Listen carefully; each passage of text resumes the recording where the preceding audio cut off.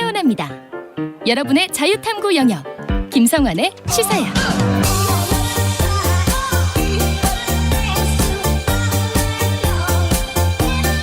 한 주 동안 있었던 이슈 가운데 우리가 좀 더 깊이 들여다봐야 할 정치권 움직임 분석해보는 시간이죠. 뉴스야 외전. 함께 하실 패널 두 분 소개해드리겠습니다. 늘 이 자리를 꽉 채워주시는 분이죠. 이 배종찬 인사이트 K 연구소장 나오셨습니다. 안녕하십니까? 안녕하십니까? 네, 코너에 또 새로운 바람을 불어넣어 주실 분이죠. 이종근 시사평론가 자리하셨습니다. 안녕하십니까? 네, 이종근입니다. 안녕하십니까? 네, 반갑습니다. 두 분 좀 친분이 있으신가요? 아이 그럼요. 우리 저 여론조사 네. 업계의 요정이시고 늘 풍성하고 늘 넉넉하게 아낌없이 정보를 퍼줄 그런 이미지의 우리 이 배종찬 소장 늘 제가 가깝게 모시고 있습니다. 아니 뭐 사실상 형제가 아니죠. 형제가 아니시군요. 이종근 선배님은 평론계에서도 뭐 잔뼈가 굵으신 분이지만 또 언론인 출신이시거든요. 저하고는 예전에 뭐 한 대학교에서 상당히 오래됐어요. 오래전에 이제 인연을 맺었는데 그 이후에 정말 넉넉하게 사나이의 세계는 이런 거야 하면서 가르쳐 주셔가지고 와이프는 안 좋아하더라고요. 네.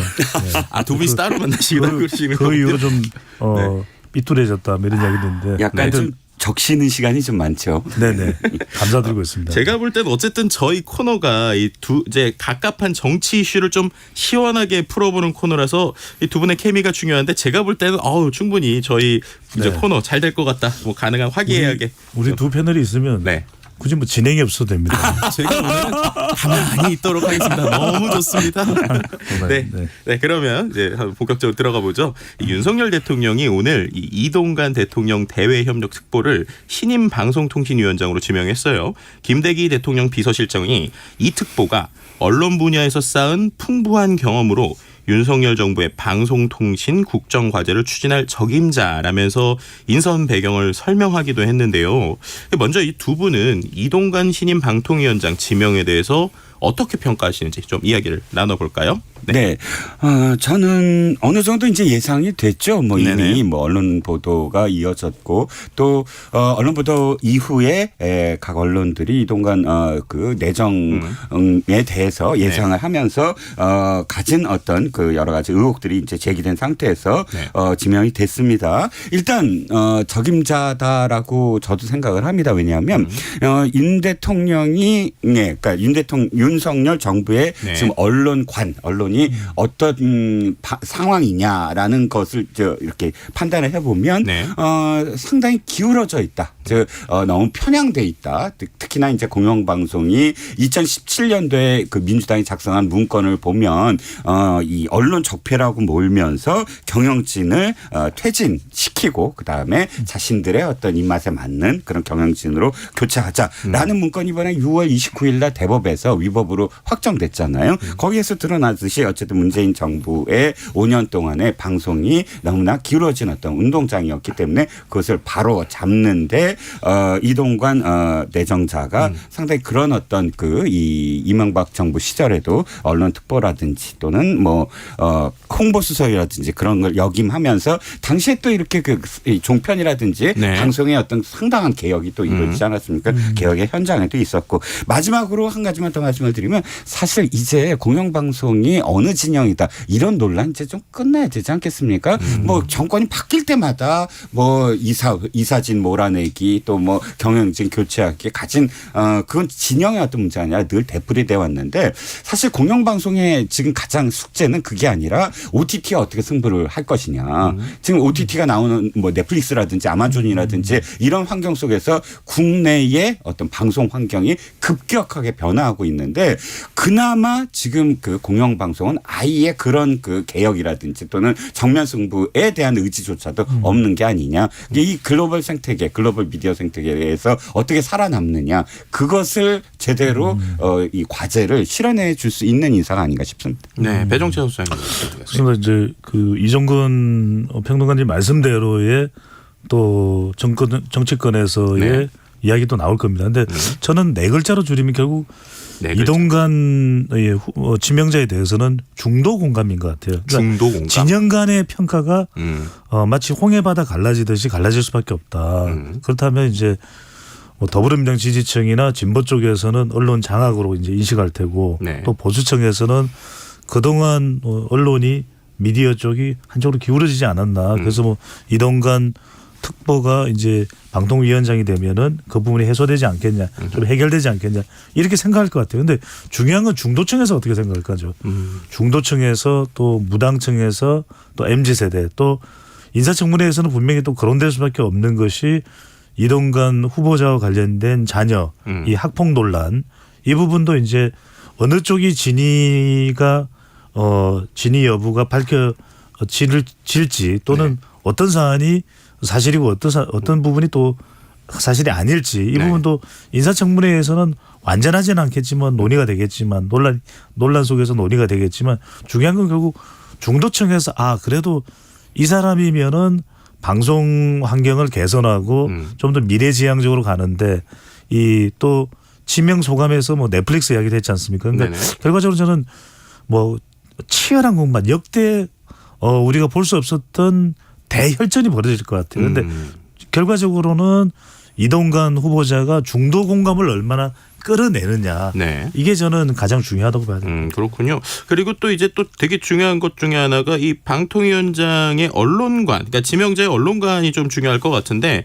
실제로 이제 기자들과의 질의응답이 이루어지진 않아가지고 이 지명자의 언론관 정확하게 들을 수는 없었어요. 근데 짧게나마 이제 가짜뉴스 문제를 언급했거든요. 그러면서 이 공정한 미디어 생태계 복원 또 소통 환경을 조성하는데 총력을 기울이겠다 이런 입장을 밝혔는데 이런 발언 비춰볼 때 이 6기 방통위의 방향성 좀 어떻게 전망해 볼 수 있을까요? 그러니까 가짜뉴스라는 말씀 그 표현 자체에 상당한 많은 부분이 이제 이 열려 있다고 봅니다. 앞으로의 어떤 그런 방향들. 그러니까 가짜뉴스라고 한다면 사실은 그 자체는 진영의 문제가 아니거든요. 양쪽 다 문제를 삼고 있고 그런데 지금 가짜뉴스가 이렇게 정의되고 있어요. 나한테 불리한 뉴스. 그게 그냥 가짜뉴스로 딱 정의해서 공격하는 그런 용어가 돼버렸거든요. 즉 이 내용 자체가 중요한 것이 아니라 누가 얘기했느냐. 예를 들자면 이 언론 쪽에서 이런 실험이 있었어요. 팔레스타인과 그다음에 이스라엘인데 팔레스타인인들에게 이게 지금 그 팔레스타인이 내놓은 앞으로의 정책이다 하면서 이스라엘이 만든 정책을 보여줘요. 그런데 읽어보지도 않고 무조건 반대하는 거예요. 거꾸로 이스라엘 측 국민들한테 팔레스타인이 만든 정책입니다 하고 보여주는데 사실은 이스라엘이 만든 정책이거든요. 그런데 무조건 반대예요. 즉 내용의 어떤 방향이나 깊이나 이런 거 상관없이 그걸 누가 얘기하느냐에 따라서 적대적인 관계가 형성이 되거든요. 가짜뉴스가 사실 그런 양상으로 지금 되고 있어요. 그래서 저는 그 이슈 자체를 던져서 우리의 어떤 미디어 환경을 변화시키겠다 하는 것은 상당히 중요하다. 그런데 그것을 두고 사실상 진영에 또 유리하게 해석을 하면서 서로 공방을 벌인다면 사실 뭐 한 임기 내내 이렇게 평탄치는 않아 보이긴 합니다. 그러니까 말씀해 주신 대로 가짜뉴스라는 그 단어가 이제 사람들마다 해석하는 것보다 너무 다를 것 같은데 이 배정찬 소장님 어떻게 생각하십니까? 그러니까 이건 이제 뭐 영어로 이야기하면 페이크 뉴스겠죠. 뭐 BTS의 노래에도 페이크 러브가 있습니다만 그러니까 이럴 때 이 페이크 러브다. 이건 거짓 사랑이다 이럴 때 많은 사람들이 그에 대한 공감이 이루어져야죠. 저는 이제 공감 이야기를 할 수밖에 없는 게 이동관 후보자가 이제 위원장이 됐을 때 이건 가짜 뉴스입니다. 이래서는 안 됩니다. 했을 때 그걸 진영과 상관없이 여야 또 심지어는 어떤 언론이든 이건 그래도 100%는 아니더라도 대체로 이거는 가짜 뉴스고 좀 무리가 있는 뉴스라고 생각이 듭니다. 할 수 있는데 그게 아니라 이게 정치 성향에 따라서 완전히 보는 시각이 달라져 버리는 가짜 뉴스가 되면 이건 또 마치 지록미마가 돼버리고 또 사슴을 가리켜서 말을 가리켜서 사슴이라고 그러나 이렇게 돼버리고 또 뭐 목불인견이 되고 못 볼 상황이 되고 경강부회가 되고 그러니까 이게 어떻게 해석하는 자에 따라서 너무나 차이가 나버리는 상황이 올 수도 있거든요. 지금도 이제 국민의힘이 이야기하는 거는 이런 부분이 그죠. 아니 위원장이 돼서 하는 걸 좀 봐라 하는 걸 보면서 정말 뭐 MB 때 자꾸 이야기하는데 정작 하는 걸 보면서 국민들 평가를 받아보면서 그때 평가를 해도 늦지 않지 않냐. 근데 이제 이미 이전에 그 이명박 정부 때의 이동관 홍보수석의 모습이 있기 때문에 그것 때문에 지뢰 이제 다들 지금 경계를 하고 네네. 또 공포심을 가지는 것이거든요. 그렇다면 구체적으로 이제 인사청문회에서는 그런 게 필요할 것 같아요. 아, 구체적으로 난 이런 일을 할 거다. 그러면은 상당히 그런 우려와 또 공포와 이런 것들이 불식될 수 있거든요. 네네. 만약 MBC를 향한 보관이라든지 방향성이라든지 KBS나 그렇게 할 때는 상당히 이제 이 우려가 해소될 거예요. 또 MB 정부 때 생겼던 그 불안이 그대로 또 이어지지 않을 수도 있는 것이고, 그러니까 그 부분을 그 공감을 얻어내는 것을 실제로 구체적으로 네. 그냥 말에 그치는 구두선에 그치는 것뿐만이 아니라 이동관 특보가 해줄 수 있을지가 저는 핵심이라고 봐야 되겠죠. 네, 그러니까 말씀 주신 대로 확실히 이제 MB 정부 때 있었던 그런 것들이 이제 많은 사람들에게 여러 가지 생각을 하게 되는 것 같게 만드는 것 같은데, 그래서인지 확실히 평가가 반대로 갈리는 것 같습니다. 뭐 국민의힘은 편향된 방송을 정상화할 인사라고 입장을 냈고, 또 야사당은 국민을 무시한 오기 인사다라고 하면서 지명 철회를 요구했는데요. 근데 이와 관련돼서 여론조사 결과가 하나 있어요. 이 미디어토마토가 뉴스토마토 의뢰로 지난달 5일부터 7일까지 사흘간 전국 성인 남녀 1,039명을 대상으로 조사한 결과인데요. 윤석열 대통령이 이동관 대통령실 대외협력특보를 방송통신위원장으로 내정한 것과 관련돼서 윤 대통령의 언론 장악 의도가 있는 잘못된 인사다라는 응답이 55.4%, 언론인 출신으로 공정한 방통위원장 역할이 기대된다는 응답이 31.1%, 잘 모르겠다가 13.5%입니다. 여론조사의 자세한 내용은 중앙선거 여론조사 심의위원회 홈페이지 참조하시면 되는데, 결국엔 약간 지명에 반대하는 여론조사 결과란 말이에요. 근데 이 상황에서도 일단 윤 대통령이 이동관 카드를 강행했는데 이 배경 좀 어떻게 봐야 될까요? 일단 반대하는 이유 중에 가장 큰 이유가 네. 그 내심 저는 올드보이다. 올드보이. 그렇게 표현하고 싶어요.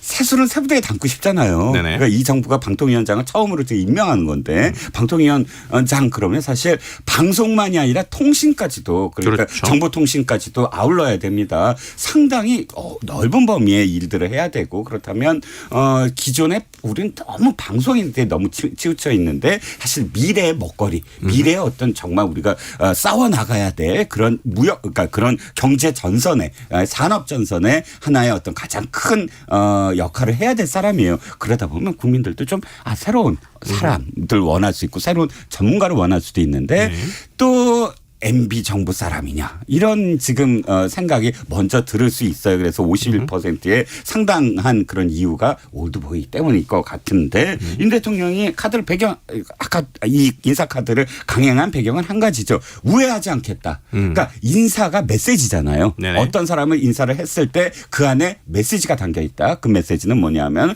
그 이동관 내정자를 청문회에 냈을 때 또는 청문회 이 전후로 해서 야당이 공격할 것들을 그게 사실은 바라는 거다. 그렇게 공격해라. 그래서 그 공격 자체가 사실상 얼마나 편향된 그런 상황을 스스로 연출했는지를 드러낼 기회다. 그래서 이걸 정면 돌파하고 새로운 어떤 그런 그 패러다임을 맡겨보겠다. 이런 메시지가 담겨 있다는 겁니다. 배종찬 선생님 어떻게 생각하세요?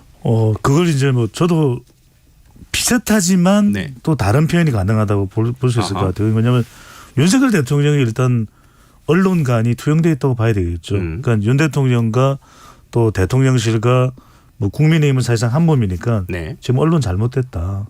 너무 편향적이고 또 문재인 정부 때 특히 지난 5년간 그 기간 동안 철저하게 잘못됐다. 한쪽으로 또 진보 쪽으로 또 민주당 쪽으로 기울어진 운동장이 돼버렸다. 그걸 바로 잡아야 되겠다. 근데 그걸 철저하게 뿌리 깊이 온몸으로 그것을 달려들어서 해낼 사람은 이동관 특보밖에 없다. 아무리 생각해도. 네. 근데 이제 그것 자체가 살짝 걸림돌이 될 뻔했던 게 이제 학교 폭력이었던 것 같아요. 자녀에. 근데 그 내용을 듣다 보니까 뭐 그렇게 심각한 것도 아닌 것 같은데 그래 이동관 특보로 강행해. 이렇게 된 것 같아요. 그렇게 마음을 먹었다. 근데 이제 문제는 뭐냐면 윤석열 대통령이나 이동관 특보가 이제 위원장이 됐을 때는 그걸 바로 잡는다라는 인식으로 접근을 하게 될 것 같아요. 네. 그런데 그러면은 미디어 쪽에서는 그렇게 생각을 안 할 수도 있단 말이에요. 생각 안 하겠죠. 그러면 이게 저는 갈등이 될 수밖에 없다. 방금 전에 이제 이정구 평론가께서 올드보이 이동관 특보에 대한 거부감이 있는 게 이제 올드보이라는 인식이 있다는데 저는 또 MB보이 그리고 이제 또 실제 위원장이 되고 나면 MBC보이, KBS보이, 갈등보이 이런 게 이제 계속 퍼져나올 것 같아요. 각종 보이가 붙겠다. 왜냐하면 네. 벌써부터 여러 언론 기자단체에서 반발을 하고 있잖아요. 네. 근데 저는 이걸 해소할 수 있는 방법이 왜냐하면 완전히 다른 이동관 뭐 위원장이 된다면 다른 위원장으로 만드는 건 불가능할 것 같아요. 왜냐하면 그건 다른 사람이 아닌 이상 똑같은 사람이 네. 사람 그렇게 크게 바뀔 리는 없잖아요. 그럼 중요한 것은 이동관 특보도 위원장이 됐을 때 너무 충돌하면서 가기에는 부담스러울 거예요. 너무 그냥 삐그덕 소리가 나고 탱탱탱탱 소리가 나는 것보다는 네. 그래도 조금 유연하게 가야지 그게 맞는 길이거든요. 그럼 저는 두 가지가 필요할 것 같아요. 구체적인 좀 로드맵이 필요할 것 같습니다. 로드맵. 그냥 지금까지 잘못되어 왔던 언론 뜯어 고쳐야 되겠다. 이런 식으로 접근하지 말고 구체적인 로드맵이 있어야 언론사에서도 언론사대로 그게 상응하는 대응을 할 수 있을 거고 그래서 서로 간에 대화가 될 것 같고요. 또 하나는 뭐냐면 방통위 구성의 좀 합리성. 지금 이제 네. 총 5명 위원장까지 5명으로 구성되어 있고 이제 여야 간에 이 정치적 균형감을 가지고 운영한다라는 게 이제 방통위의 취지거든요. 일단 취지는 그렇습니다. 네. 한상혁 위원장 시절에 제대로 방통위가 운영되지 않았다라고 이제 국민의힘이나 윤석열 대통령이나 또 이동관 특보는 생각할 수 있겠지만 그렇다고 해서 뭐 파행으로 갈 수는 없는 거잖아요. 지금 보면 이제 임기가 곧 끝나는 김여재, 김의원 이 두 위원을 대체할 또 인력도 필요하고 이걸 어떻게 내부 살림을 꾸려가는 것도 중요해요. 서로 뜻이 다르더라도. 그러니까 이 부분을 어떻게 할지에 대한 부분이 인사청문회가 됐든 어떤 자리가 됐든 간에 네.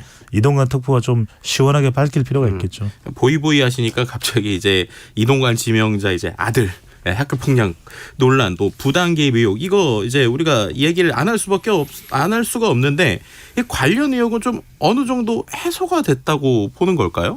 어떻게 봐야 될까요? 보통 학교 폭력의 네. 그 의혹 제기가 어디서 시작이 되냐면 피해 당사자가 뭐 SNS라든지 또는 피해자가 그런 것을 당한 목격자가 SNS 등을 통해서 문제를 제기하면서부터 시작이 됩니다. 네네. 그래서 실제로 피해자가 있거나 당시 상황이 뚜렷하게 정황이 나왔을 때 국민적 공분이 일어나면서 대개는 가해자가 권력층에 있거나 또는 주변부에 있거나 해서 권력자와 관련된 뭐 친인척 뭐는 또 직계 좀비속 이렇게 지금 양상이 흘러가지 않습니까? 근데 이동관 그 아들에 대한 학폭 의혹은 양상이 좀 달랐다는 거예요. 처음부터. 처음에 이것이 문제 제기를 한 것은 하나고의 한 교사로부터 시작이 됩니다. 하나고의 교사가 4년 전의 일을 갖고 이 폭로를 하기 시작하는데 실질적으로 그 교사가 어떤 징계를 받았어야 돼요. 왜냐하면 정보를 유출한 그러니까 네. 하나고에 대한 어떤 정보를 어느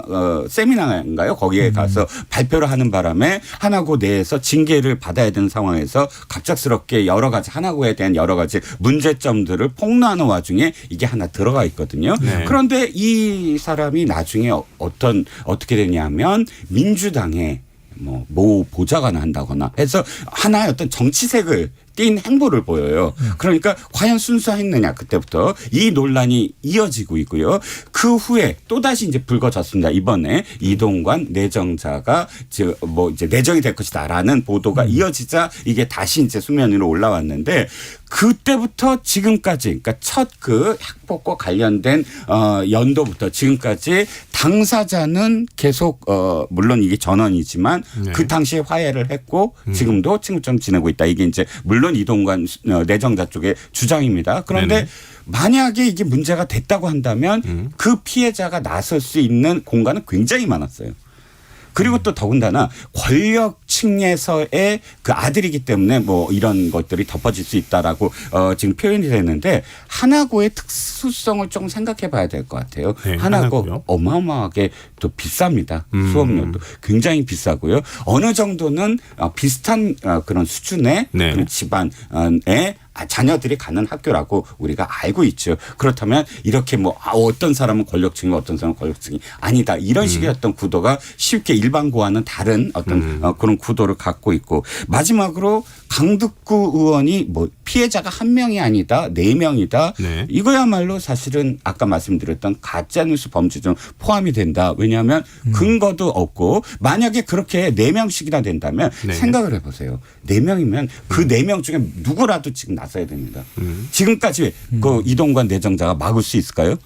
이미 다 커갖고 대학생들인데 그거 어떤 뭐 제재를 가하거나 할 수 있는 상황인가요? 그렇지 않다는 거죠. 그래서 저는 학폭의 어떤 진위 여부를 떠나서 어쨌든 피해자가 직접 나서지 아니한 상황에서는 그런 상황에서의 학폭 논란은 한계가 있을 수밖에 없다. 그걸 키우는데 네. 이런 생각입니다. 그렇군요. 이 소장님 이 학폭 의혹과 관련된 이야기랑요. 또 이제 국회 인사청문회 과정에서 결국에 치열한 공방이 예상될 것 같은데 민주당에서 인사청문회 외에 또 다른 저지 방안이 있는지 이런 것들도 좀 논의되고 있는 것 같은데 야당이 또 꺼낼 수 있는 대응 전략이 뭐가 있을지 그 얘기도 좀 같이 해주시죠. 그래서 저는 이 학교 폭력의 경우에는 새로운 사실일 것 같아요. 새로운 사실이요. 왜 그러면 이렇게 시간이 지나고 나서 네. 2달여 동안 이동관 카드를 접을 수밖에 없을 만한 결정적인 자녀 학교 폭력과 관련된 스모킹 건은 안 나왔어요. 아, 네. 그러니까 여러 가지 이야기는 많습니다. 하지만 네네.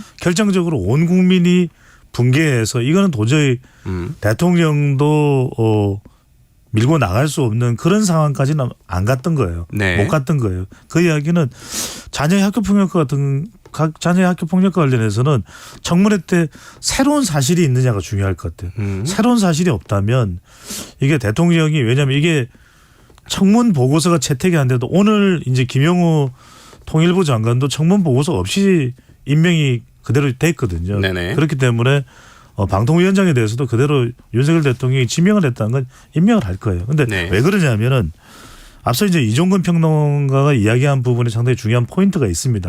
그게 이제 전부 다는 아니더라도 뭐냐면 일단 가해자와 피해자가 더 강력하게 좀 맞서는 상황, 특히 이제 피해자가 그 피해를 더 부각시켜야 되는데 별로 그게 없었다라고 하는 것. 네. 또 하나는 뭐냐면 이 이제 대체적인 피해 사실들이 하나고 일단은 하나고 학비가 비싸다니까 제가 화가 나네요. 화나네요. 화나고 하나네. 그래서 이제 네. 안 웃으시네요. 이종근 평론가. 네. 이건 좀 함께 못하는 함께 뛰어들면 큰일 나는. 그래요? 네. 저는 이제 썰렁 개그를 좀 받아들이려고 했는데 안 받도록 그다음에 하겠습니다. 이제 이 교사가 계속해서 이제 정치적으로 어떤 특정 장단과 잠깐의 관계를 있다 하더라도 제기를 하는데 학교 측에서 설명하는 내용을 보면은 또 이동관 특보 쪽으로부터 이제 애가 좀 시험은 보고 다른 쪽으로 전학하는 시기를 좀 늦춰달라고 부탁은 왔었다는 이야기를 해요. 그런데 이게 김성유 당시 이 하나 학교 이사의 이사장이거든요. 그런데 그렇게 본인도 알아는 봤는데 그걸 뭐 강요하지는 학교 측에서 학교에서 알아서 하겠다. 이사장이라도 더 끼어들지 마라. 더 개입하지 말라. 그러고는 바로 전학 조치를 시켜버렸대요.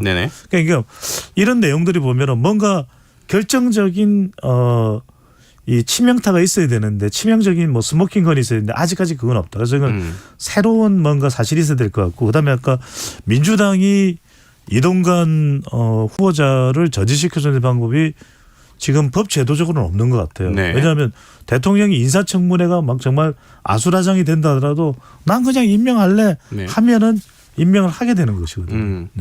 그러니까 말씀 주신 것처럼 지금 이동관 특보에 대한 이야기뿐만 아니라 김영우 통일부 장관 이제 어떻게 보면 임명을 했죠. 윤석열 대통령이. 그래서 윤석열 정부 출범 이후에 인사청문 경과 보고서 채택 없이 임명된 15번째 장관급 인사예요. 이 상황에 대해서는 좀 어떻게 볼 수 있을까요? 이제 숫자는 아무 의미가 없다. 숫자는 의미가 없다. 이렇게 생각이 듭니다. 대통령의 어떤 의지를 보여준다. 뭐 그러니까 이렇게 볼 수 있는 건가요? 인사청문 뭐 보고서라는 그 이 제도 자체가 완전히 무의미해졌다라고 보여지고요. 어차피 지금 이건 어느 정도 예상이 됐었죠. 뭐 또 전 정부 말을 하느냐라고 말씀하시겠지만 문재인 정부에서 이미 계속 기록을 깨버렸잖아요. 그때도 얘기 많았습니다. 그런데 사실상 그렇게 했을 때 부담이 돼야 돼요. 대통령한테. 그러니까 문재인 정부에서도 13번인가요?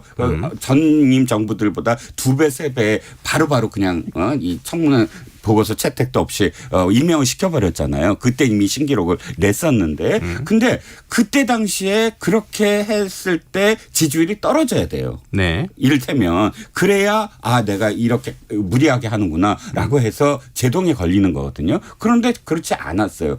지금은 어떨까요? 지금도 물론 대통령의 지지율이 뭐 박스권에 뭐 이렇게 갇혀 있다고는 하지만 이 15번, 16번, 17번의 임명 강행이 대통령한테 지금 부담이 되지 않고 있거든요. 이유는 양쪽이 지금 완전히 분파 정치, 진영 정치, 무조건 상대방은 비판하고 보자. 네. 이런 식이 돼버리니까 강행을 하든 아니면 보고서가 채택이 안 되든 이 국민들이 지켜볼 때 큰 어떤 뭐랄까요 잘잘못을 가리는데 어떤 변수가 되지 않는 상황이 돼버렸다는 것이죠. 그렇군요. 예. 배종사님 좀 어떻게 생각하십니까?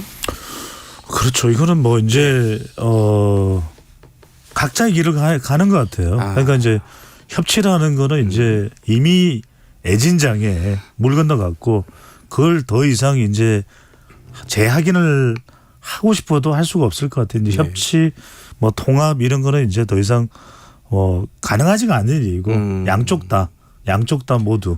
그러니까요. 말씀하신 것처럼 저도 좀 씁쓸한 생각이 드는 게 지금까지 우리가 얘기한 키워드를 보면 분파 정치, 진영 정치 그리고 이 가짜 뉴스를 정의하는 관점이 정말 완전히 다르구나라는 게 너무나도 참 이 지금의 이 정치에 대해서 좀 고민을 하게 되고 그래서 좀 무당파도 많이 늘어나는 것 같고 이런 생각도 들기도 하는데 어쨌든 지금 대통령실에서는 헌법재판소가 이상민 행정안전부 장관 탄핵 심판을 기각한 거 관련돼서도 거대 야당 책임론을 강조하기도 했단 말이에요.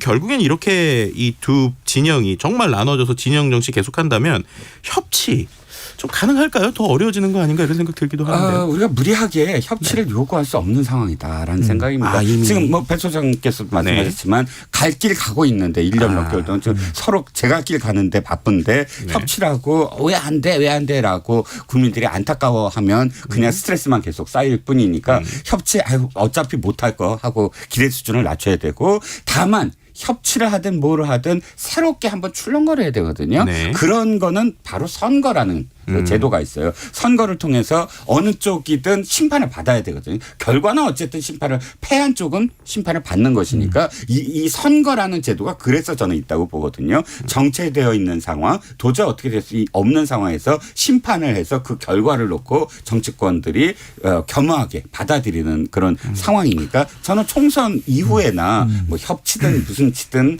이런 어떤 정치의 변혁이 일어날 수밖에 없다라는 생각입니다. 그래서 좀 우리 시간이 없어서 뭐 이제 다른 주제로 넘어야 될 텐데 그렇게 이제 진행자 생각하실 텐데 이건 짧게 말씀드리는 게 우리가 왜 이 미국 같은 환경하고 우리 정치하고 크게 다른 건 우리는 어떤 기준으로 이 진보와 보수를 나누냐 대체로 북한과의 관계예요. 근데 북한과의 관계로 진보나 보수로 크게 양쪽으로 나누어지는데 이건 좁혀지기가 힘들거든요. 그럼 왜냐하면은 북한에 대해서 한미동맹을 강화해서 더 적대적으로 경계를 해야 된다. 이쪽이 이제 보수고 또 오히려 대화를 통해서 더 평화를 추구해야 된다는 쪽이 이제 민주당 쪽이고 진보 쪽이고 그렇기 때문에 이건 서로 간극을 좁히기가 너무 힘들어요. 그래서 저는 한국 정치가 미국이 생각하는 우리가 이상적으로 생각하는 그런 협치를 하면 너무 좋겠죠. 저는 쉽지가 않을. 결국에 저는 이 선거를 통해서 힘의 우위가 어느 한쪽이 서야 좀 더 안정될 수밖에 없는 그런 안타까운 구조인 것 같아요. 네, 지금 여러분께서는 KBS 1라디오 김성환의 시사회를 듣고 계십니다. 뉴스야 외전 오늘은 이종근 시사평론가 또 배종찬 인사이트K 연구소장 두 분 패널과 함께하고 있고요. 저는 잠시 자리를 비운 김성환 평론가를 대신해서 시사야 진행을 맡은 빅데이터 전문가 김덕진입니다. 좀 무거운 주제였지만 그래도 또 화제를 좀 바꿔보겠습니다. 이 금요일은 이 갤럽 여론조사가 나오는 날이잖아요. 근데 이 지지율 봤더니 민주당의 지지율이 윤석열 정부 출범 이후 최저 수준을 기록한 것으로 나타났어요. 이 조사 개요를 좀 설명을 드릴게요. 한국갤럽이 지난 25일에서 27일까지 사흘간 이 전국 만 18세 이상 1,002명을 대상으로 해서 정당 지지율 조사 결과를 했습니다. 국민의힘 35%, 민주당 29%, 정의당 4% 순으로 나타났고요. 국민의힘은 지난주보다 2%포인트 오른 반면에 민주당은 1%포인트 하락해서 양당 격차가 6%포인트로 벌어졌고요. 지지정당이 없는 무당층이 민주당 지지율보다 높은 31%를 기록했습니다. 자세한 내용은 중앙선거 여론조사 심의위원회 홈페이지 참조하시면 될 것 같습니다. 자, 이런 결과 어떻게 분석해 볼 수 있을까요? 뭐 서울 양평고속도로 노선 변경 의혹에 오송 지하차도 참사 뭐 이런 것들 때문에 이 여당의 악재로 작용할 만한 이슈가 많았는데도 야당이 반사이익 누리지 못하는 뭐 이런 이유 좀 어떻게 봐야 될까요? 일단 데이터상으로 분석하면 제가 드릴 말씀이 있는데 네네. 근데 이정훈 평론가께서 또 말씀하실 게 있으니까 먼저 하시면 제가 또 데이터로 더 조금 네, 요렇게. 더 드리겠습니다. 네, 알겠습니다. 오늘은 핑퐁. 아웃복싱을 하시는군요. 아웃복싱. 네. 저는 이렇게 생각을 합니다. 일단 지지율 선을 한번 봐야 돼요. 지지율 선. 점이 아니라 선. 그러니까 이 언제부터 언제까지의 그 점과 점을 쭉 이어서 선을 보면 네. 민주당이 지지율이 정체되거나 하락세를 보이기 시작한 맨 처음 시점이 전당대회였다고 저는 생각을 하거든요. 전당대회요? 굉장히 길게 얘기합니다만 네. 그 당대표 이재명 당대표가 지금 당대표로 올라선 이후부터 사실상 지지율은 출렁거리고 막 올라가거나 그렇지 않고 완만하게 박스권에 갇혀 있다가 조금씩 내려가는 전체적인 선을 보시면 아마 그 선을 아마 보실 수가 있을 겁니다. 네네. 그런데 왜 그럴까라고 생각을 하면 결정적으로는 전 당대표 리더십이라고 생각을 해요. 이 당의 지지율은 물론 반사되는 것도 있습니다. 상대 당이나 혹은 상대 정부, 야당인 경우 상대 정부가 실정을 했을 때 받아들이는 그런 이 지지율이 있습니다만 네네. 그거보다 더 중요한 건 야당이면 야당 대표로서 야당 대표는 대개는 차기 주자가 맞거든요. 네. 그래서 차기 주자에 대한 어떤 미래에 대한 뭐 그런 그 이 투자 그다음에 이 당을 내가 주시하면 이러이러한 나의 정치적 효능감이 있겠지 하는 기대감 이런 것들이 다 합쳐져야 되는데 중요한 건 뭐냐면 이재명 당대표가 당선되는 시점부터 사실은 그 발목이 잡힌 게 리스크예요. 네. 난 뭐 당대표에 나갈 때부터 상대 후보들이 지적한 게 당대표가 되면 사법 리스크 때문에 우리 당이 정체될 거다. 그러므로 그런 후보를 어떻게 당대표를 하느냐. 이런 지적이 미리부터 있었거든요. 네. 지금은 헤어나올 수 없는 상황. 그러니까 왜 그런 전래동화 있지 않습니까? 떡 하나 주면 안 잡아먹지. 그러면서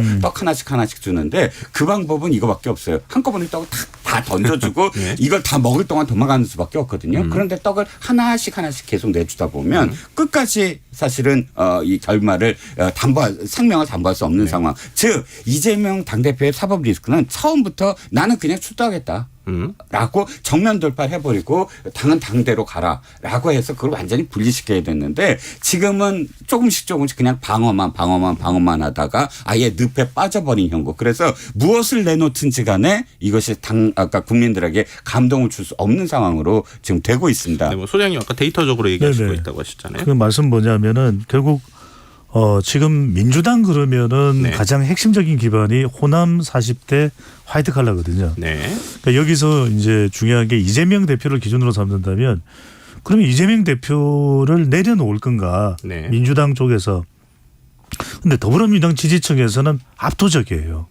압도적으로 이재명 대표의 존재감, 정치적 영향력 그리고 실제로 대선 후보 조사를 한다 하더라도 이재명 대표가 더불어민주당에서는 타의 추종을 불허하거든요. 네네. 그럼 이게서 그러면 이재명 대표로 갈 수밖에 없네. 어쩐단 말이야. 그럼 뭐 방법이 없네. 근데 문제는 지금 방금 전에 말씀드렸던 호남 40대 화이트 칼라가 흔들거려요. 이재명 대표의 리스크로 호남도 흔들리고 또 뭐 수도권도 흔들리지만 그 이후에 이어진 것들이죠. 돈봉투, 그다음에 코인 그리고 최근에는 이화영 부지사의 네네. 이 대북 송금까지 또 그 위에 혁신위가 이 파격적으로 호응도 높게 작동되지 못하고 있다는 거. 자, 이 말씀 뭐냐면 네. 지금 화이트 칼라가 흔들리고 또 MZ세대나 학생층이 흔들리는 거 더불어민주당 지지층에서 이건 또 뭐냐면 코인이나 경제적 요인이거든. 네. 돈봉투. 그러면 적어도 민주당이 이재명 대표 체제로 가려면 나머지 사안들은 파격적으로 끊어내야 돼요. 코인도 끊어내야 되고 돈봉투도 정리를 해야 되는데 그게 아니잖아요. 네네. 그냥 꼼수 탈당을 하는 겁니다. 윤관석 의원이나 이성만 의원. 그러다가 지금 몇 차례 미뤄지다가 지금 명락해동 드디어 이재명, 이낙연 전 대표 만났는데 아무런 지금 조명을 못 받고 있거든요. 네. 그런데 또 호남 지지율은 국민의힘은 소개해드렸던 한국갤럽 지지율 조사에서 10%를 넘었었다 그래요.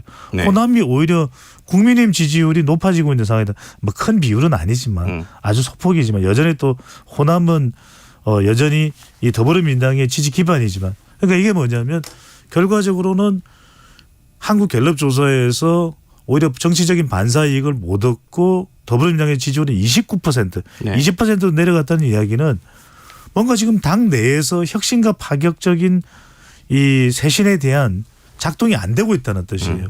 이게 안 되면 지금 대통령이나 국민의힘 쪽에서는 악재가 있어도 오히려 더불어민주당의 지지율은 올라가기는커녕 내려가는 네. 그런 참 아연실색할 상황이 벌어지고 있는 거죠. 네, 그렇군요. 역시 두 분을 모시니까 저희가 시간이 너무나도 모자란 것 같습니다.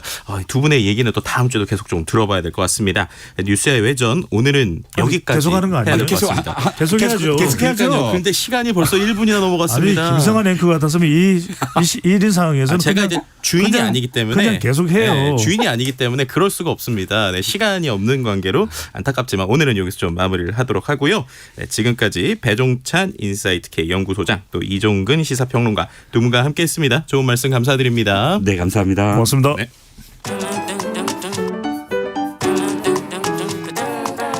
일일 시사권장량 채워가세요. 골고루 담았습니다. 당신만을 위한 하루 시사 김성환의 시사야. 혹시 하이다이빙이라고 들어보셨나요? 아마 많이들 생소